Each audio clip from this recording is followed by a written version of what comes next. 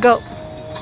Hey, what's going on? It's your boy BT, and we're at the Muhammad Ali Boxing Training Center at Mundo Boxing Gym here in Miami, and you're watching True School Sports.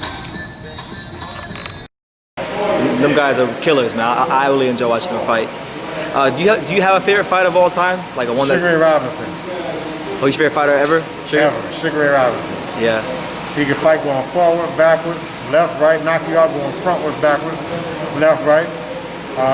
He overcame, losses and everything. I mean, for me, he was like the most complete fighter.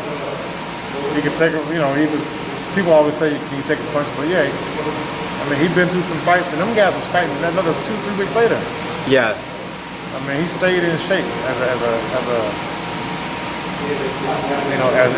being a boxer. You're supposed to stay, ready in your sport, and he was on that class level, staying ready to be able to compete and not get out of shape and then get back in shape. Yeah, a lot of fighters do that now, and it's not the right thing to do. You should stay in shape.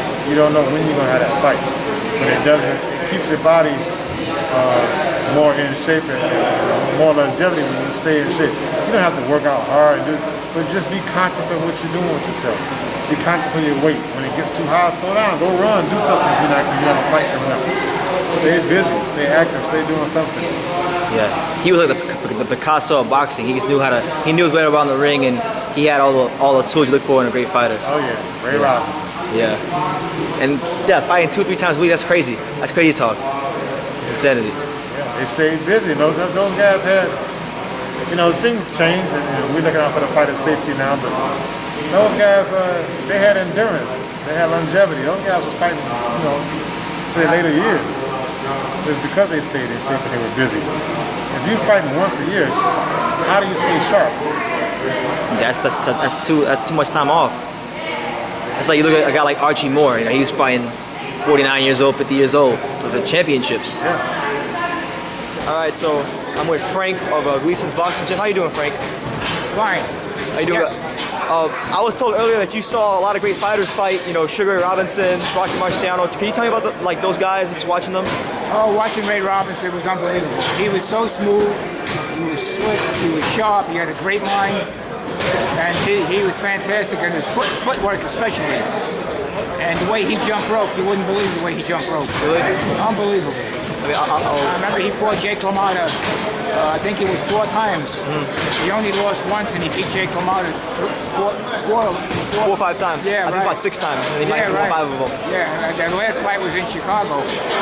Jake wouldn't fall down. He hit him with everything he had, and LaMotta wouldn't fall down. It's tough guy. Tough guy. They used to call him the Bronx Bull. Yeah, but how would you compare Sugar Ray Robinson to fighters of today? If there is a comparison. I would say that Robinson had an edge over all those guys today. He was the best that I think that ever lived. That's what I think. Yeah. I may be wrong, but I know quite a bit. And I think he was really, really one step beyond everybody. Oh yeah? Well, what do you think set him apart from the rest? Of all the fighters? His great defense, offense, his footwork. He could duck punches with the best of them. He had a slip and slide. Fantastic left hook. Oh, I think he knocked out Gene Fullmer with one left hook. Yeah, wasn't he stepping backwards? Wasn't he stepping backwards when that happened? I think it was just about in the middle. Okay. Yeah, if I remember right. Yeah. That's going back over 50 years. So you trusted my memory. Yeah. Hey, what's going on? It's your boy BT, and I came here to talk some boxing with the thousands of True School Sports subscribers. What's going on, guys? Now, as you guys can see, I'm in Inglewood at the Inglewood Park Cemetery. I'm at the Sugar Ray Robinson Memorial, and what can we say about this man? Sugar Ray Robinson, one of the greatest fighters who ever lived, considered by many to be pound for pound. He's the reason the term pound for pound was created. Just a boxing genius, great balance, great footwork, good power, really good power, could slip, good defensive fighter. Just did it all, man. Moved up from welterweight to middleweight. Just a great fighter, man. A guy who defeated many name opponents: Carmen Basilio, Jake LaMotta,